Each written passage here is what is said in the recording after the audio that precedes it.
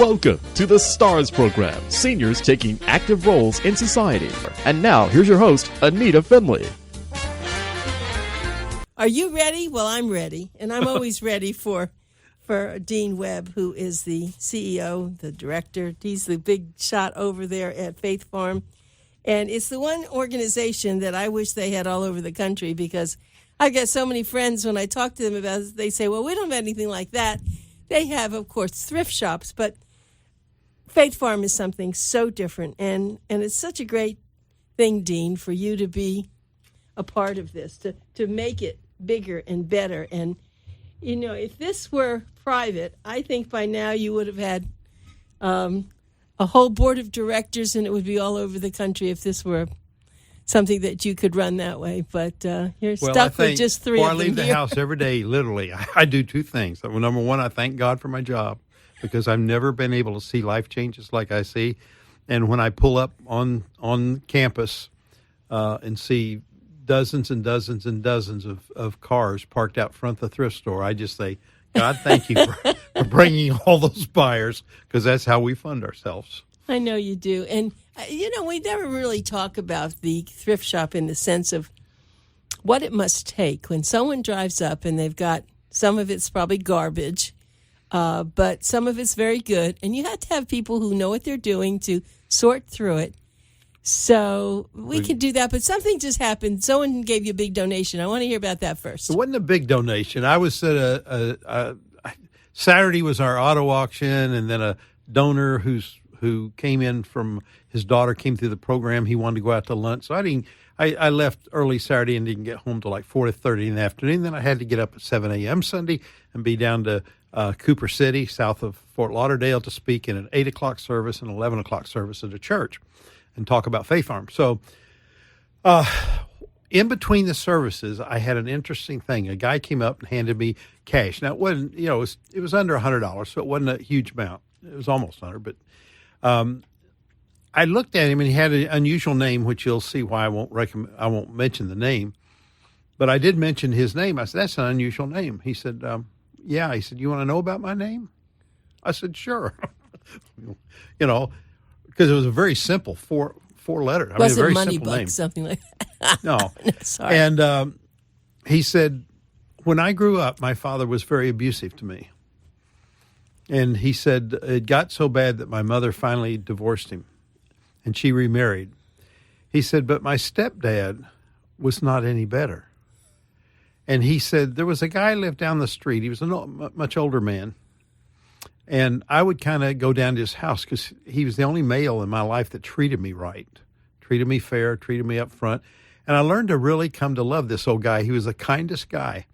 And his wife knew that I really, he loved me and I loved him. And he said, one day I got a call from his wife that she said, I think you need to come. I think he's going to pass away. He's so sick in bed, and he asked for you. And so he drove, and he says, on the way over, I told God, he says, if he dies while I'm there, I'm going to tell him that I'm going to go to the courthouse tomorrow and change my name to his name, because he has no children.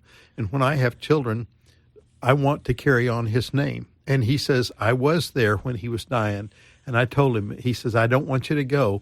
But he said, I just want you to know tomorrow I'm going to the courthouse and start the process to make my last name yours. And he said, I did that. And that's how I got my name. And my kids carry his name. He said, that's the only way I could think to honor this man. Is that an unbelievable story? That is the most beautiful story. I have never heard anything like that. No, but we don't want to say his name. Is that right? You don't want to tell his name. No. Yeah. But it was an unusual name or anything. No, it was just the ideas. It was just the idea that when he said, "Do you know how I got my name?" It was like, yeah, how'd you get your name? Yeah, right? I'm going, whoever asked that? I mean, I said, of course. You know, I didn't know what he was going to say. Being polite. But you know, one thing I love about my job, whether it's you know, going to hear it, you know, I sat through the same sermon twice from 8 and 11 o'clock service. So sometimes I get a real gem from that. Sometimes I get a real jewel that touches my heart from people that I meet. And that was the gem for the day for me. I just teared up. I've never heard of anybody doing that to honor somebody that had treated them kindly, to change their name to theirs. So let's go back to, I want to continue with what we were talking about with the thrift shop, but I want to ask you a question, because I know you're not a psychologist, but you've been around enough of this. So this one woman, who must have been pretty nice to even having such a nice son, first has a man that is not right. And, okay, everyone can make a mistake. Now she gets another man the same way. Yeah. What is that all about, and why did she stay, and why did she let her son be abused? What goes on with this? I don't know if some women are so insecure that they, I mean, this whole United States is full of shelters for battered women, that just make the wrong choices, and they don't have enough oomph within them or self-esteem or whatever to pull themselves away. And the more they get beat down, the more they are drawn to the strength of that. And I don't understand it at all. So now let's go to the men. Why does a human being, and some of these men go to church, some of these men think they're good in some ways. Why do they not see what they're doing as evil as anything anybody could do? What is that all about? Anita, I don't understand it. I mean, I'm not going to sit here and pretend. I'm not a psychologist. I encountered so many really bad situations from our students who come in for drug and alcohol recovery program that we have, and I don't understand why that happens. When I listen to their graduation speeches and hear how they're treated, I just can't imagine. I don't know why. I don't know why a parent can even lock a kid in a car and go in shopping for 30 minutes and come out and the kid dies. How do you forget your kids there? I mean, you see that in the news, or actually a step further where they actually harm a kid, or this woman's a single mother's dating a guy who, when she's out, he beats up or kills her kid or something. Some things are beyond me. I don't understand that kind of evil. I don't either, and that's why I really try to. I try to be nice to people, thinking that maybe if someone is nice to them and someone wasn't nice to them, maybe it could help them. I don't really know, Dean, but I'm sure that you run into a lot of the people, and probably some of the people who have addictions have done that to their children because they're drunk. They don't know, or they're on drugs. So what you're doing is even bigger, I think. Than we had a guy in our program from South Korea. By the way, I'll have to tell you something. Last week was a red letter week. In all of our brochures, we have little maps of the colored in green, and we also of the United States. And we've taken in people from 6 or 7 different countries, plus 49 of the 50 states. And there was South Dakota sitting there. And last week, we got a girl from South Dakota. I went, yes, we now drawn from all 50 states. So how does that happen? Isn't that amazing? It is amazing. But we had a guy from South Korea, and he'd had a really bad life. And when he came in the program, the counselor noticed that he had marks around his neck, rope burns, like stuff. So he asked him about them. And the guy figured he was safe to tell the truth. So he says, well, I tried a couple times to hang myself. He says, and it didn't work. One time the rope snapped, and I forgot what happened. Somebody caught him and pulled him down the second time. But he was unable to commit suicide. And he was about as low as you can come into our program. And what is so amazing is he not only rose to the challenge and graduated, but we offer up to 9 hours of college credit. He sat for all 9 hours. He absolutely A-plus aced everything. His scores were so high that South Florida Bible College actually gave him a presidential scholarship so he could go to school and get further schooling, which he's going to do. And he stayed around. He works in our IT department and stuff, and he's just an amazing name. His name's Leon. And he's just an incredible. He's so articulate, and he's such an incredible guy. And when I think that guy almost passed away, he almost died because someone didn't love him or they didn't treat him right. And for people who listen to this show, it's really important for you to get this. You may be an older adult, and maybe you don't have the power to beat someone or do some bad things, but you could be kinder to people. You may have a neighbor. Maybe the person has a little dementia, or maybe the person needs something. You could just be kinder. Yep. People need to be kinder to people. Yep. I know that your wife, Cindy, is extraordinarily kind. And of course, you couldn't have married anyone if they weren't like that. And I guess I feel the same way. There's no room in this world for unkindness. Nope. And we see too much of it, especially now politically. It's just insane that, in fact, last night, it's funny.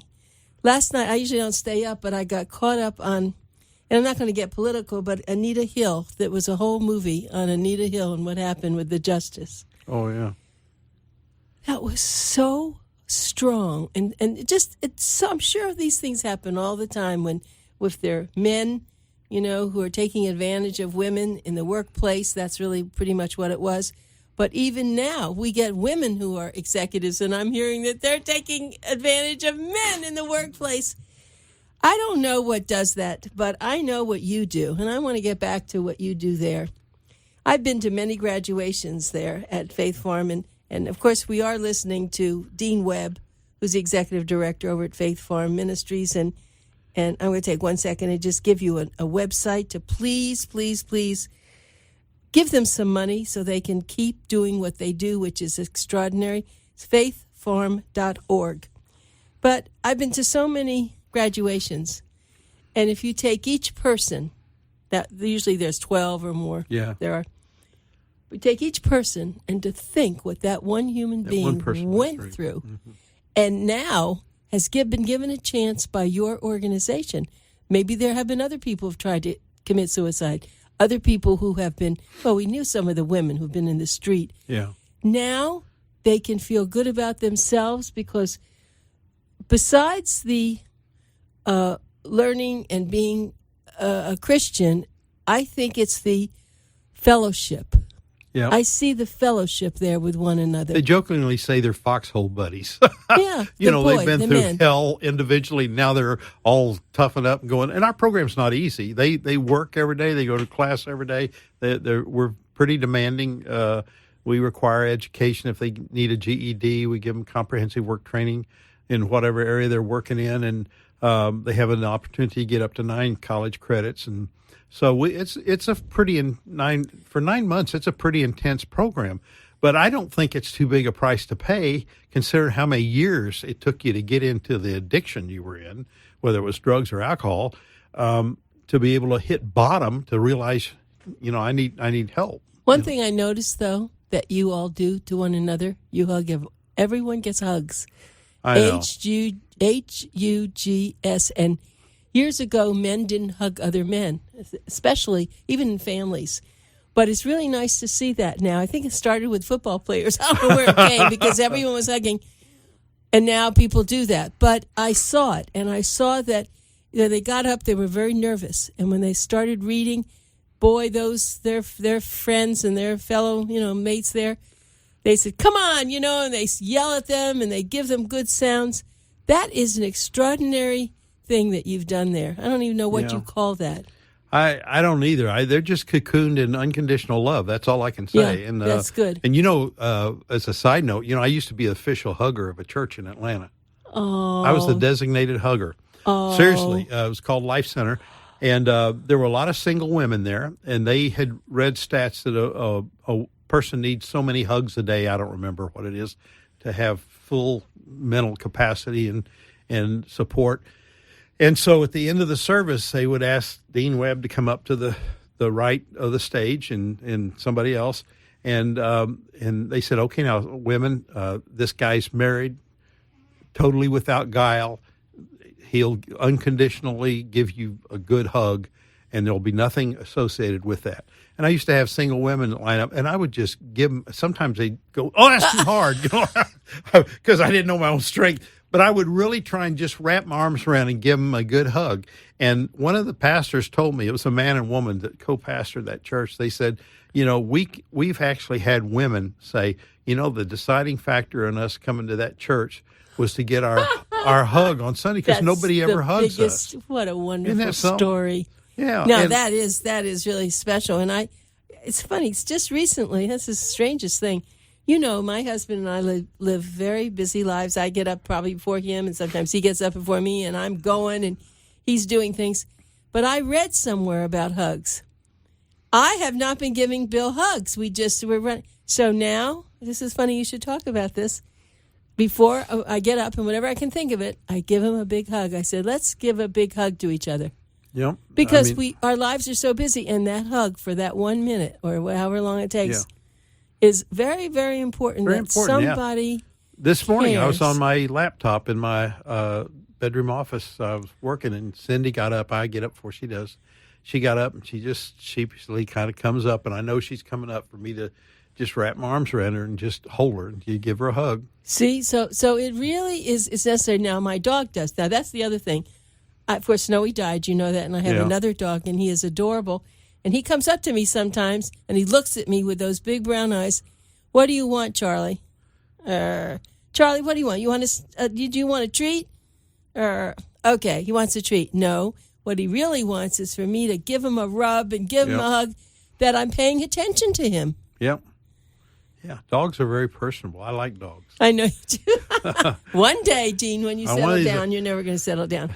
But let's get back to the thrift shops. I'd like to go back to that in a minute, because I am curious how you are able to take what people give you, some of it, which I said isn't exactly garbage, but it's not really the best. How do you separate it? What do you do with it? How does that all work? Well, we have I'll use the Boynton Beach example because that's where our office is. We have everything segmented off. We have like an appliance place where all the donated appliances come into. We have a recycle place where all the recycle. We have a separation room where we separate clothes from knickknacks, bric-a-brac, and all that. And that goes one way. The clothes are put on a hanger and they're taken out. And, nothing goes to waste at Faith Farm. Like if, let's say you have a T-shirt and it's on the rack at a certain price and it doesn't sell, we move it down to a further sale price and move it down. And then if it doesn't sell, eventually we take it back, and we have a big crusher that crushes clothes into an 800-pound block of fabric and straps it. And we stack those on pallets and we sell them to mission groups who, South America or Africa, they'll take those and ship them off so that people have clothes. And, if you're in Africa and you don't have anything to wear, you don't really care what the T-shirt says. I jokingly tell people that take a tour, I said, man, if you ever see a Miami T-shirt in the middle of Africa, it probably came from Faith Farm. So nothing goes to waste. Like, for example, take a washer. You donate a washing machine. We'll test it to see what's wrong with it. And if it's too expensive, whatever's wrong, if it's too expensive to fix, to still be able to put it on the floor and get a thrift store price for it, it can't be too much. People are expecting good prices. Then the first thing we do is we take the motherboard off with the dials. We take the dials off first, put them in a bag, put the name of the appliance on it and the model number, and put those up so if something ever comes up missing a knob, we've got it. We take the motherboard out, and then, of course, they have silver and gold contacts on the dial, so that's put in a precious metal pile. Then we take the power cord, melt the rubber off of it, and take that pure copper, put it in the copper pile. Then we open it up, and we take the aluminum tubes, all the piping, the copper, everything out, and we separate everything out and crush it into blocks of whatever, copper or whatever. And when we get a semi-truckload, we carry it to the metal dealer, and they weigh it, and we get our price for it. So nothing ever goes to waste, ever, at all. So that's good you told me that, because I have a few I have a hard drive, I have a few things that it's been sitting there, and I think I should then just get them to you because they'll take the pieces off and use them, right? Yeah, or we'll put it in our computer shop. We have a computer TV shop, repair shop, and we'll test it and see what's wrong. A lot of computers they can clean up, and it might need more storage or whatever, and they can get a decent price for it. So I had actually a printer which didn't work, and I knew what was wrong with it, and I really tossed it, and I shouldn't have, because I guess what you're saying is you could have taken pieces from it. Oh, everything. So that's even the plastic shell of a TV or printer, We have what we call black or dark and light. We separate the plastic casings into two different color because those are different prices we get for those casings. I mean, I'm telling you, anything donated to Faith Farm does not go to waste. Okay, so how do your people know about all this? I mean, how do the ones know how to fix things? You just inherit them when they come? Guys come in the program. I mean, I've said on this program before, some of the smartest people I've ever met, and I've been in 52 countries, so I've been around. Some of the smartest people I've met are people who come into the Faith Farm program. They're not stupid. They just got derailed by a drug and alcohol addiction, but they're smart. And so they become our IT people. We have one guy, I'll tell you, we had a graduation that we decided to do at 3:00 in the afternoon at Boynton, so that because we have pastors of churches and they can't come with their people to hear graduation because they got their own church service at from 10 to 12. So we put it at 3:00 in the afternoon. We picked one afternoon. We did that, but I knew I would have such an overflow crowd, so we put a big TV and put a digital high def camera above the podium and ran the wires over through and back to the fellowship hall where your mom's piano is. Oh yeah. And we had a guy back in the corner there, and then we filled it full, and we took all the junior classmen, the people in orientation, first and class 1 and 2, and put them back there. The only problem is the electronics. When we would talk, it was like a half a second behind. It was half a second behind the picture, the sound. Yeah.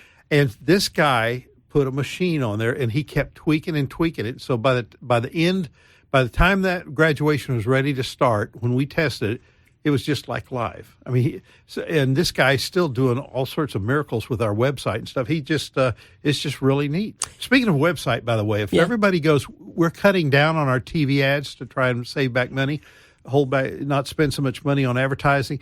And we're trying to bring the younger people in that know that, web we've designers that they know what they're doing. We're trying to bring younger shoppers that really aren't used to shopping, like they haven't been shopping at Faith Farm for 50 years. So you're doing social media. So we're doing social media. And so what we've said is if you will go on our website, faithfarm.org, and then if you scroll down, there's a VIP sign up. If you give us just your first name, your cell phone, if it's got text capability, and your email, we'll say, Dear Anita, we're having an unannounced sale. And when we get enough stuff, we don't have storage. So we used to, do these big wham bang sales. Now we don't wait as long in between. We will do a sale earlier, but we'll send that out to our VIP list, and we will be crowded with people coming. So if you want to know about our unannounced sale, sign up as a VIP, and you'll get both text and email. Or sales. Either one or the other. So sales meaning not just the cars, which we just had the big auction. Yeah, no, I'm talking about thrift store where we mark down anywhere 50% and more on off. Everything. Yeah. So someone goes in there. Someone is funny. Someone just said to me that they're working on a TV. We're going to do a little TV show on YouTube. And so the guy needs some chairs. He said I said, no, go to Faith Farm. Go get your chairs from Faith Farm. He said, I didn't think of that. I mean, it's like, why would you go anywhere else? Go to Faith Farm because... Sunday, I had a guy come up and he says, I'm a contractor. He said, and I do designs on houses with eclectic pieces and different stuff. And he says, and sometimes I've come to Faith Farm and stuff. And he said, sometimes I'll go to a restoration shop or Home Depot or something. He said, since I heard you say that what you do is to help people that are addicted, he said, I didn't know what you did. I will come to your thrift store every time and look for those little architectural pieces. He said, I never knew I was helping people when I shopped at Faith Farm like that. So I said, well, thank you, sir. I appreciate that because, that's what I do is I go out and if I can tell people about Faith Farm, from your heart and others that people are drawn to it. Oh, yes. And if they just know about it, they'll try and make that a priority to shop there. They will. And because I know so deeply about the people and I'm there, I mean, I can't stop talking about it because it's an unheard of kind of thing. I'm involved in some other charities. I don't mean like this, but, health charities and all. And I don't know of another one other than a hospital, the Broward Health, the hospital that we've just refurbished, that pulls at your heartstrings the way yours does. But people should come to just even one graduation. Of course, let's talk about your book. If you'll just read the book, You Turn to God, Wrong Ways Made Right by Dean Webb, that Faith Farm sponsored.